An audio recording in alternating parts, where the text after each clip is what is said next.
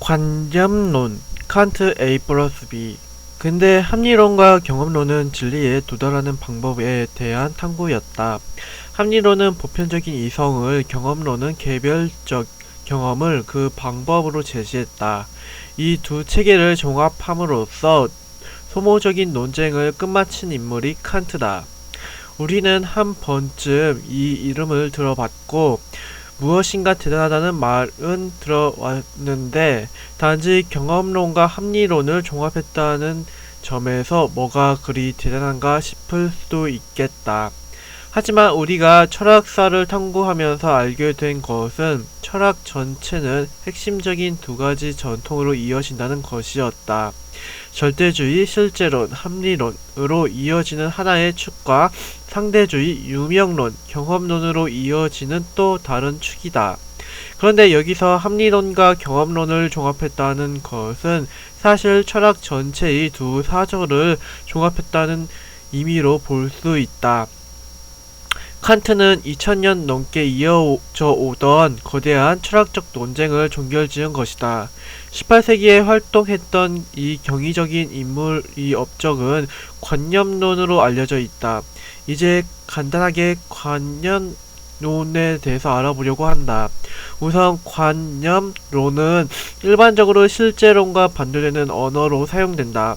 무슨 론이라 일이 많은지 너무 많아 점점 짜증이 나기 시작한다.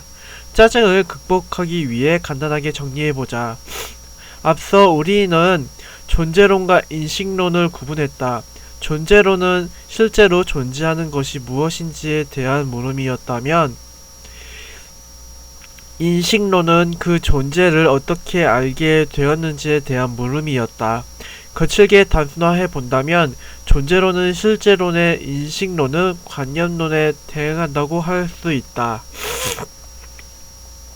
우선 존재론과 실제론은 나의 바깥에 있는 것들에 관심을 갖는 사고방식이다. 예를 들어 우리는 눈앞에 있는 사과에 관심을 가질 수 있다. 그러면 이런 질문이 가능할 것이다. 사과는 뭐지? 맛은 있나? 무게가 얼마일까? 이런 질문은 나의 바깥에 있는 존재의 본질이나 상태에 대한 질문이다. 반면 인식론과 관념론은 나의 안쪽에 관심을 기울인다. 예를 들어 내가 어떻게 사과를 알게 되었고 어떻게 이런 모습으로 나한테 드러났는지에 관심을 갖는 것이다. 구체적으로 이런 질문들을 말한다. 나에게 어떻게 사과가 보이게 된 것일까? 내 눈앞의 사과는 정말 내 외부에 있을까? 뭔가 미쳐 보이는 이런 질문들이 이상하게 여겨지는 게 정상이다. 일반적으로 우리에게 친숙한 것은 존재론과 실제론이다.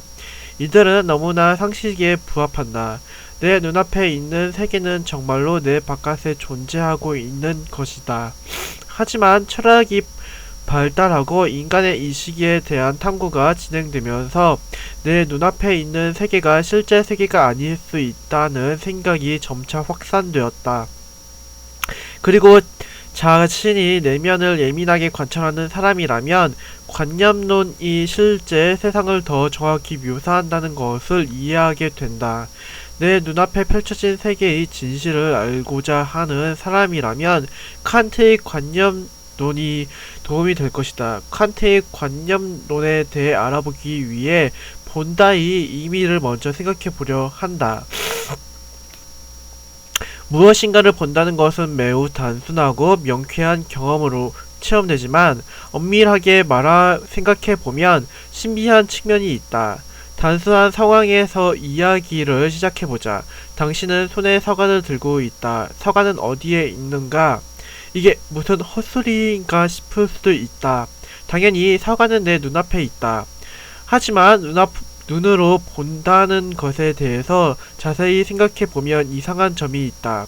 우리가 눈으로 본다는 것은 광원에서 쏟아져 나온 빛의 입자들이 사과에 충돌한 후 튕겨져 나와서 내 수정체를 통과해 망막을 자극하는 것을 말한다.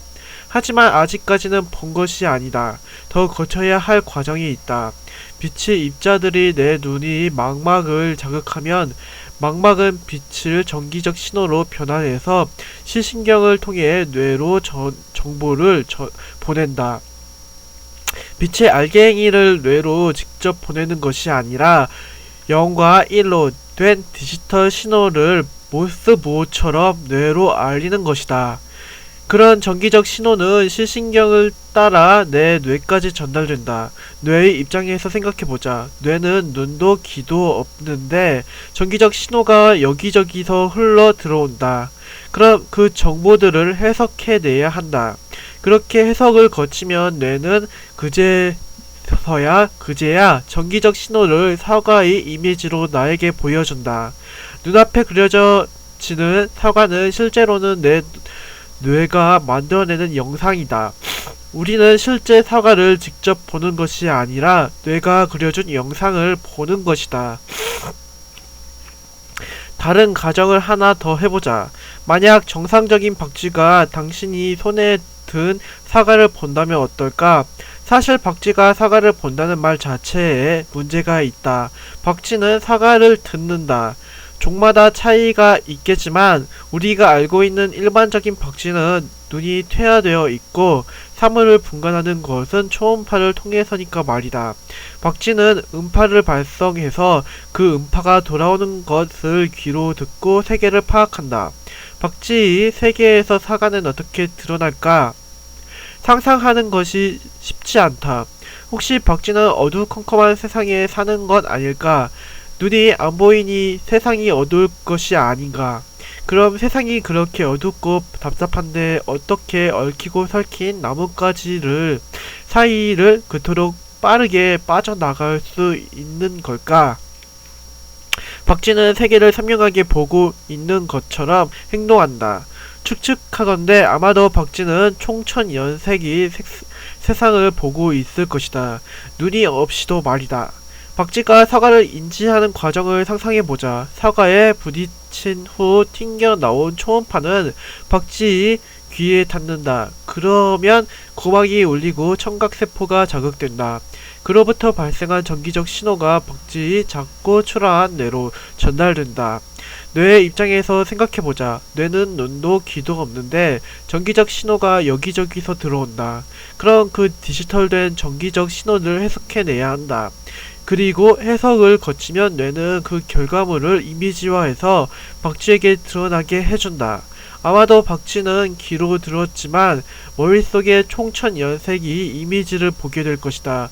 분명 그 대략적인 형태는 우리가 보는 것과 비슷할지 모르지만 표면의 색깔은 매우 다르게 구성되어 있을 것이다. 상상력을 발휘해보면 박쥐에게 거친 표면은 어둡게 매끄러운 표면은 밝게 드러날 수 있다. 당신이 눈으로 본 사과와 박쥐가 귀로 본 사과 중에 실제 사과에 더 근접한 것은 무엇일까? 당연히 인간인 우리가 보는 사과일까? 박쥐가 생각을 할 수 있다면 박쥐는 이렇게 생각할지도 모른다. 인간이라는 종족이 있는데 걔네들은 눈으로 무엇인가를 본다며? 아니 그게 답답해서 어디 살 수나 있겠어? 어두컴컴한 곳에서 답답하게 살고 있는 건 아니야? 라고 말이다. 이제 첫 질문으로 돌아올 차례다. 당신 손 위에 사과는 어디에 있는가? 그리고 당신 손은 당신 눈앞의 세계는 어디에 있는가? 현명한 답은 이것이다. 사과와 세계는 내 머릿속에 있다. 나는 내 머릿속의 이미지를 보고 있다. 본다는 것은 외부의 사물 자체를 보는 것이 아니라 나의 머릿속에서 해석된 그 무엇인가를 보고 있는 것이다. 이제 칸트의 관념론을 이해하기 위한 준비는 끝났다. 천천히 더 알아보자. 칸트는 세상을 둘로 분리했다. 내 눈앞에 드러난 세계를 현상이라고 부르고 현상 너머의 진짜 세계를 물자체라고 불렀다. 칸트에 따르면 결국 우리가 알 수 있는 것은 현상뿐이고 사물의 실체 자체를 인식하는 것은 절대로 불가능한 일이다. 우리가 볼 수 있는 건 머릿속에서 재구성된 이미지로서의 사과일 뿐 우리 외부에 존재하는 실제 사과는 결코 인식할 수 없다. 여기까지 들으면 우리는 실제의 경험 세계를 포기하고 나의 관념 속에 갇힌 것만 같다. 우리는 서로 다른 각자의 현상 세계에 매몰되어 있는 주관적인 존재인 것이다. 박쥐와 나는 전혀 다른 세계를 보고 있고 동시에 나와 다른 사람들도 너무도 다른 자신만의 세계만을 보고 있는 것이다. 어떤 면에서 우리는 모두 자폐하다.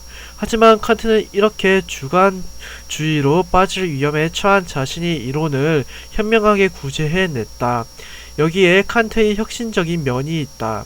답부터 말하면 칸트는 모두의 사고 구조가 보편적인 형식을 가지고 있음을 밝힘으로써 세계가 개인이 주관에 함몰되는 문제를 극복해냈다.